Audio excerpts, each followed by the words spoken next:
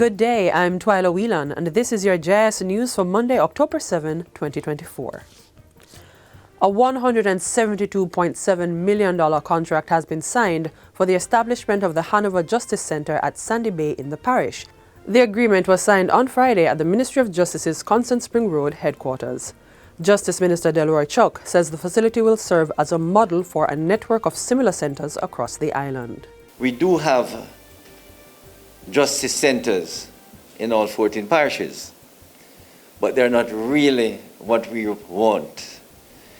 We have used, post office space or in a space we can find to put up a justice center, but eventually we want some model justice centers. The close to 7,000 square foot building will feature office spaces for various Ministry of Justice social services, including child diversion and restorative justice, as well as offices for the custos and mediation services. The facility will also ensure accessibility for individuals with disabilities. Minister Chuck says the facility forms a critical part of the island's governance structure. Justice as a commodity is as important as health, education, any other governance issue. Because, as they say, without justice, you won't have peace. And as minister and as a member of this government going forward, we intend that access to justice should be easy. And not only easy, but when you get the access to justice, you can have justice delivered in a very timely manner. The construction of the Hanover Justice Center is expected to be completed next September. The Education Transformation Oversight Committee, ETOC, is reporting that work has started on 136 recommendations in the Jamaica Education Transformation Commission report. The update was shared by ETOC Chairman Dr. Adrian Stokes during a press conference on Thursday. According to Dr. Stokes, of the 136 active recommendations targeted for implementation, 7 have been finalized, 128 are in progress, and 1 lagging. The lagging initiative is the Jamaica Teaching Council bill, which when the minister speaks, she will add a little bit more context as to the delay there. But suffice to say, that bill is still going through the various parliamentary review procedures before it is finalized.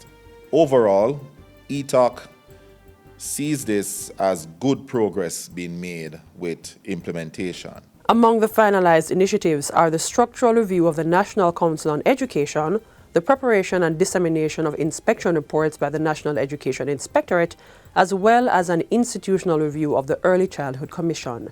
Other recommendations closed include making public reports on school financials, training of early childhood practitioners and TVET officers, and improving the capacity of pre-service teachers across all education levels. Portfolio Minister Favour Williams says the transformation of the sector will continue for another 6 years to ensure all Jamaican children receive access to high-quality education. When we look at it, we figured it would be over a period of time. So of course, we're going to have to persevere. We need to stick with it, because that's the only chance we have to give each and every Jamaican child access to the high-quality education that they deserve. Meanwhile, ETOC has contracted the Mona School of Business to conduct a comprehensive review of the Ministry of Education and Youth. ETOC Chairman Dr. Adrian Stokes explained that the aim is to provide the committee with recommendations that will lead to a modernized, fit-for-purpose ministry. As the transformation work unfolds, there will be need to increase the talent pool at the MOEY to give it the capacity to pull off what is indeed a massive overhaul of the education sector. ETOC urges the leadership at the ministry to proactively plan for this eventuality to eliminate bottlenecks. ETOC has been charged with monitoring the implementation of the 365 recommendations contained in the Jamaica Education Transformation Commission report. Dr. Stokes reiterated ETOC's commitment to improving educational outcomes on the island. Some of the work being done in transformation will begin to show results in the long term, medium to long term.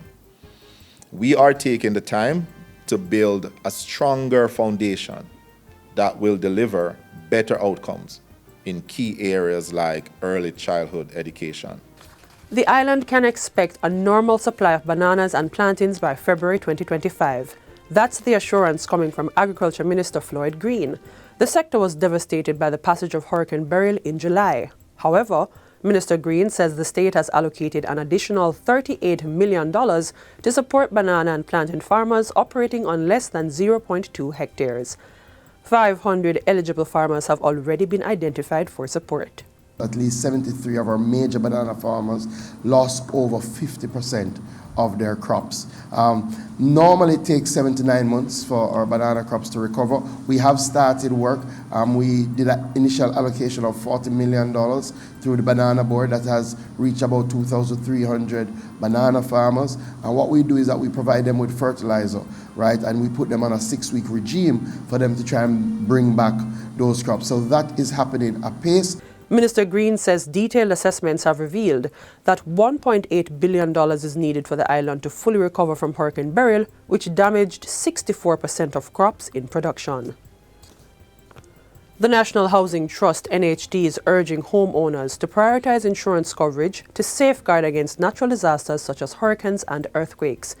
Speaking with JIS News, Assistant General Manager for Corporate Communications and Public Affairs, Dwayne Burbick, said the need for insurance transcends the status of homeowners. Meteorologists rather can predict as best as possible the path of hurricanes, but even us in Jamaica, we've seen that trajectory change at the 11th hour. So because we do not know, I think the takeaway again is to ensure and to impress upon our homeowners, and I'm not just talking NHT homeowners now, because the hurricane don't choose, your status when it's coming or the earthquake. Currently, the NHT offers peril insurance coverage to homeowners whose mortgages are solely held with the organization.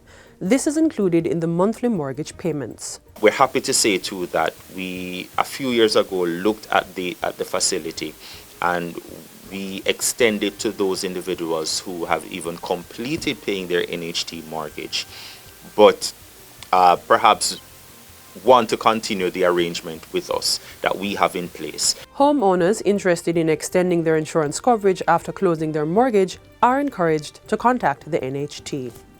And finally, 24 additional units are being constructed under the Indigent Housing program by the Ministry of Local Government and Community Development. Portfolio Minister Desmond McKenzie gave the update during a tour of markets in St. Anne recently. We are waiting for some more funds so we can roll out an additional 20 units that will take the amount that we'll be doing in this financial year to about 50 units. So we are pleased about that program. The program is designed to address challenges experienced by the poor and most vulnerable citizens in acquiring homes.